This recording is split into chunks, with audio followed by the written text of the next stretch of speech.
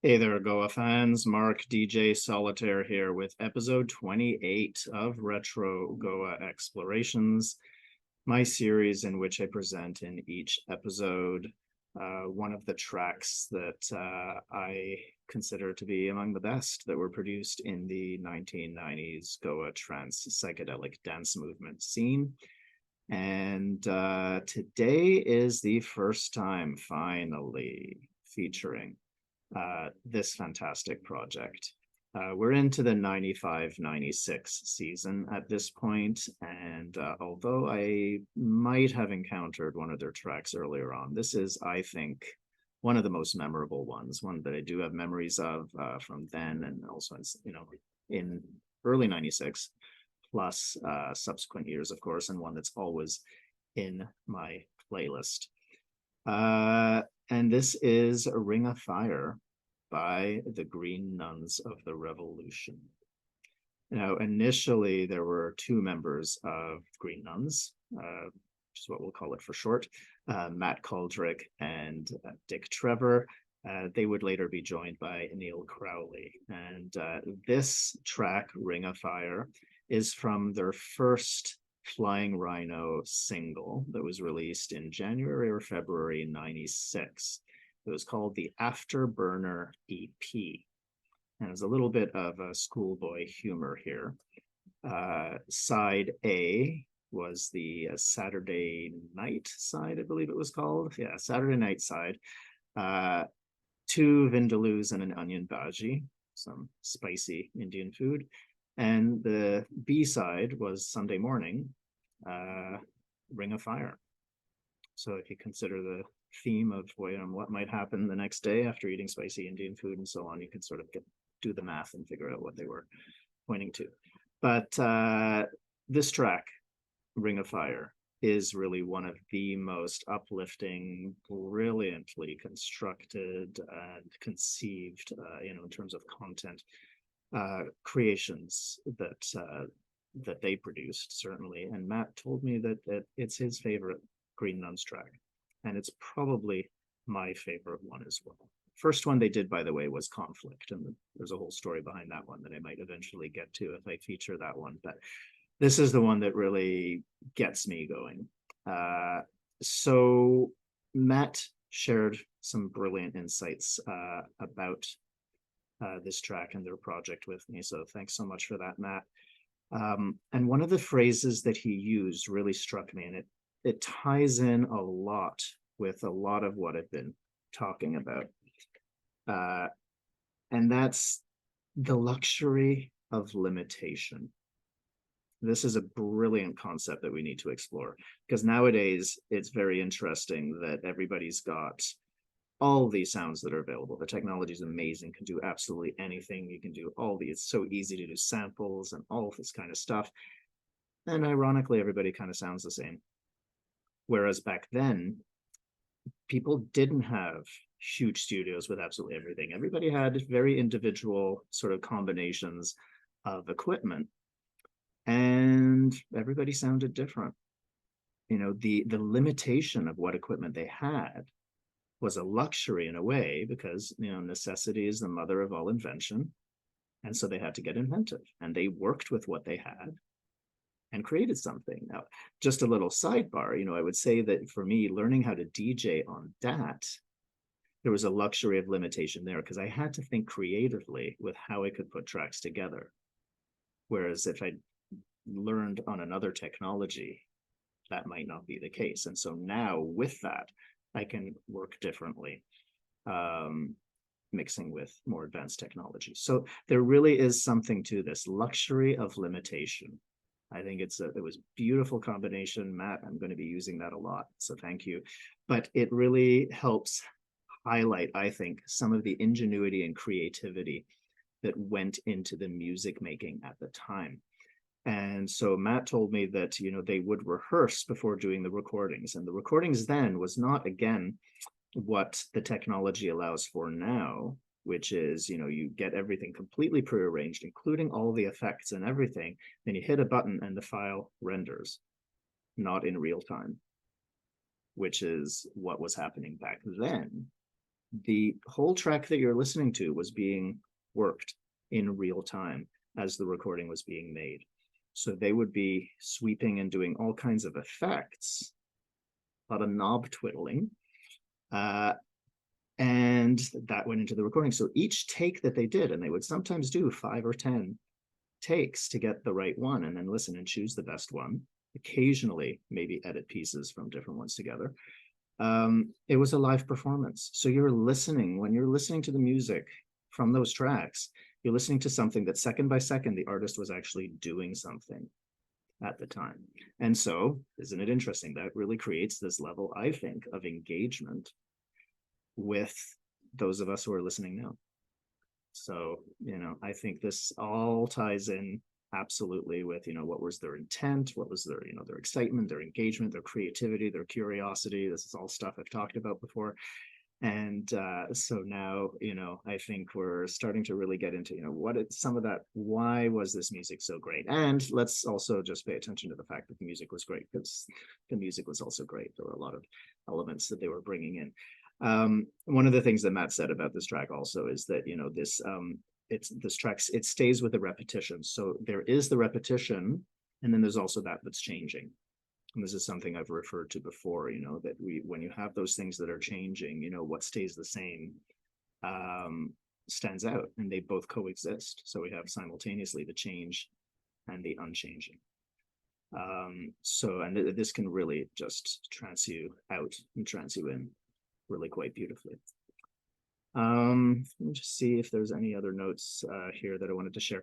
The name of the project, Green Nuns of the Revolution, combination of words that most people would not have expected, came when they didn't expect it, when they were sitting around Dick's place in Fulham, which is where this was produced. He had a home studio. And they were watching a TV documentary about Libya's Colonel Gaddafi's all-female bodyguard squad, who were called Green Nuns of the Revolution. And they just heard this, combination of words and looked at each other. And Matt possibly said something like band name, or something along those lines. And nothing political, just like humorous, like, again, who'd have thunk it? So there we go. So Ring of Fire, I think one of the most amazing tracks as well. Just tying in what I mentioned earlier about when I first heard this, Dominic Lamb came to Tokyo in early 1996 to play at one of Jay and Mayuri's Odyssey parties. It was held in that big cavernous club Spiral in Roppongi, with absolutely huge vaulted ceiling. It was just massive. And this was the first track he played. I remember distinctly these effects, and it is what he was playing off of vinyl. This would have been, just a test pressing, because it was just about to come out. And the effect, there's so much going on musically here that is really brilliant. So why don't we get started and get this beautiful track on, Ring of Fire by the Green Nuns of the Revolution. Beautiful, like glass-like, chime-like sort of sounds with it, whoosh noises, and it's beautiful. Listen to the rhythm, and also the slight slide that's in that bass line. It gives a little bit more propulsion, and the kick, and all those effects going on. So here are those sweeps. Matt did say that they would rehearse before recording, so they knew exactly how long to do what effects. And with this, and again, just this repetition, while some things are changing, and it's just this beautiful, hypnotic, melodic, harmonic groove. And listen how clear the instrumentation is, right? You can hear that bass line with that pattern happening above, and some laser thunderbolts.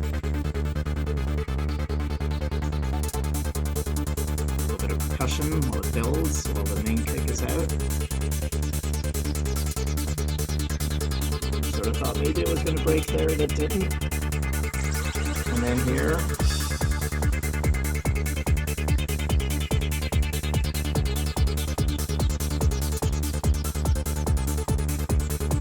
and really hypnotic. And noise alien voice kind of things. You know, all of their music is so playful that it still has that otherworldly sound to it.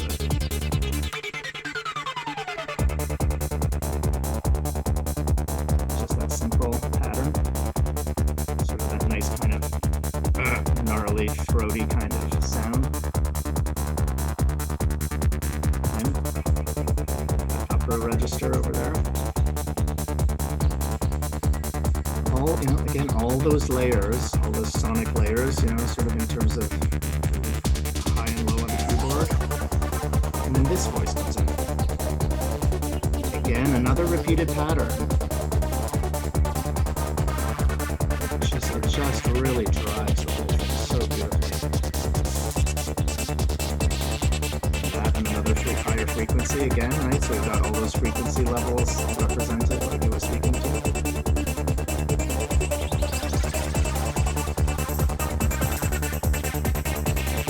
Break through in the next cycle of 8 bars, I think.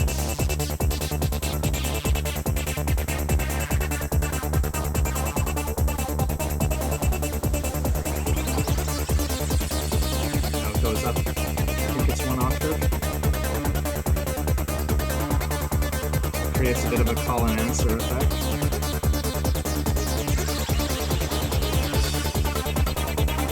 And got some bongo rhythm sort of stuff going on here, while that loop is getting a little bit louder. And then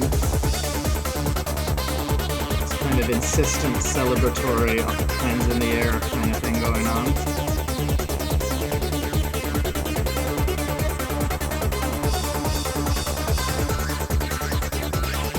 Again, this kind of, you know, one note utterance combined with all those other sounds.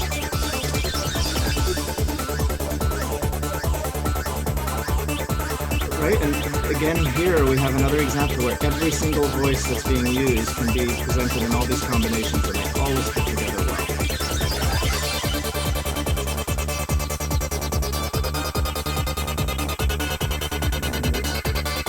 So we've got the rhythm as well as the pattern of notes.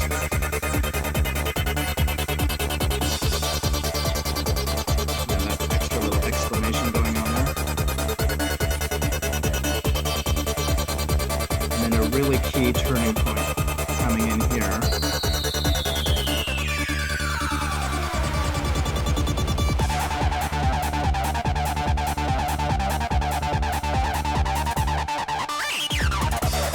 This is like Green Nuns special, right? This is kind of what they're known for. Just like driving, and you just think things can't get any higher, and they keep getting higher.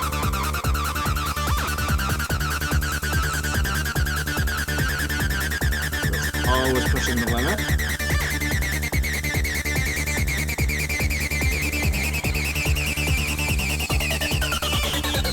Beautiful pun-playful sound there.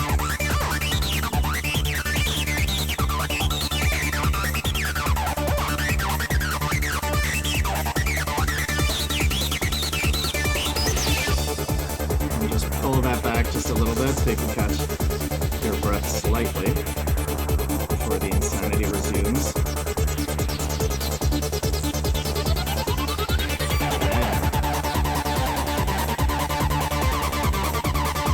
Really triumphant.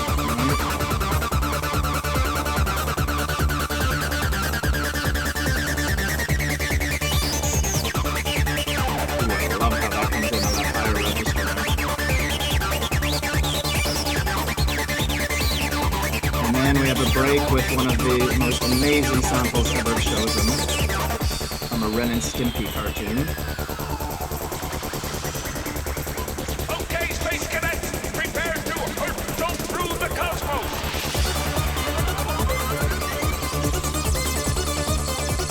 And celebratory, just all that upper level. I mean, just absolutely blows the lid off every party.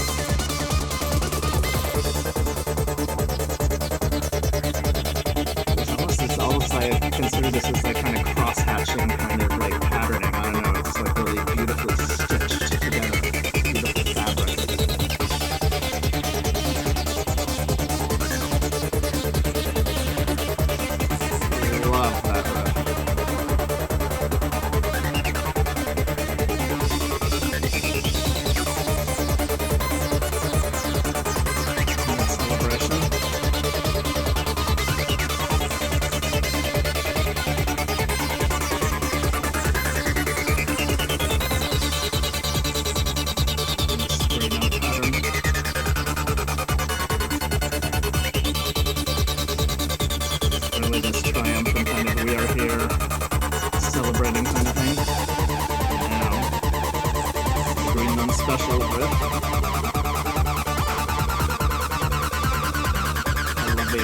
bongo kind of percussive sound in the background.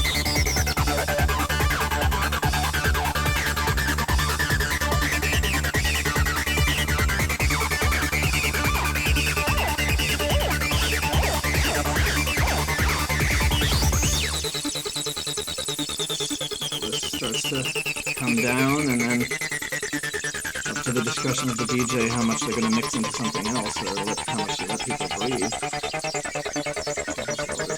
Beautiful noise.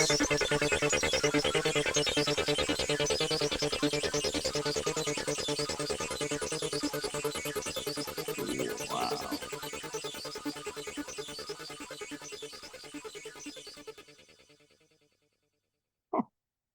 As an 8-minute track. I mean, there is a whole lot going on there, as we could hear. But the high energy, relentlessness, but not so relentless in the sense that, you know, they pull back a little bit and then they keep going. And you constantly think things can't get higher, and then they do. But it's still brilliantly structured to allow, you know, sort of things will pull back just slightly and then go wild. So so as I said, they would often do, you know, 5 or 10 mixes, and they would sometimes use different mixes in live sets. You know, and back then, sometimes, you know, of course, they would take equipment for live sets and do things live, but sometimes they had pre-recorded versions as well that were different, so you could hear some different takes, but still in studio sound quality.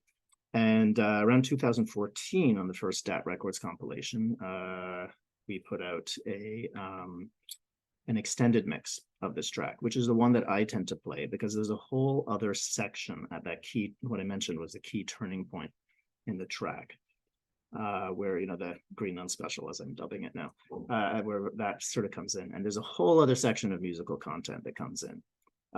Unfortunately, for some reason, a lot of folks who were writing comments and reviews online said, oh, there's nothing different about this version of the track. It's just a longer intro. Sorry, guys, you're completely off the mark here. There's a whole other minute of musical content that is completely not present in the original released mix. You know, and a 10-minute mix wouldn't have been, you know, on average, that's not what came out on vinyl with Technosomy and some others. That's not entirely true, but imagine 10 minutes of this kind of stuff. Well, I mean, of course it works. I played it at CNA in 2022 and definitely blew the lid off the party, or at least in that set. It was something else. So I just want to play that little section of that 1 minute of musical content. It's just sort of leading into what I said was that key turning point. And then there's this whole other section that's got just, I think, some fantastic content that it's just, you know, it's hard for me to play the shorter version of this track because I just love this extra level of insanity. So let's just give this little section a listen. So, I mean, just these wild whooshes, and, you know, you hear that bass line still really clearly. So there's those bongos as well that you hear more clearly against this sort of downward spiral. And now it's going to reverse direction.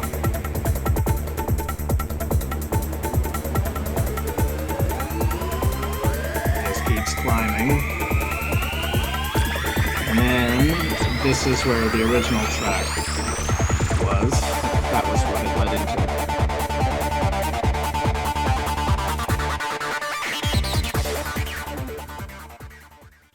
So, I mean, you know, structurally, it works absolutely brilliantly. You know, it came in at that turning point and just added something else, and then there's that other piece. So I just think it's an absolute masterpiece. I mean, the whole track is, all the content's great. It's wonderful to be able to hear some extra juicy stuff in there. And what a monster track. Ring of Fire by Green Nuns of the Revolution. I will sign off here, and I'll leave you with the uninterrupted by me, complete commercial vinyl version of Ring of Fire as it appeared in early '96 on the Afterburner EP. So I'm Mark DJ Solitaire signing off here. Enjoy the music.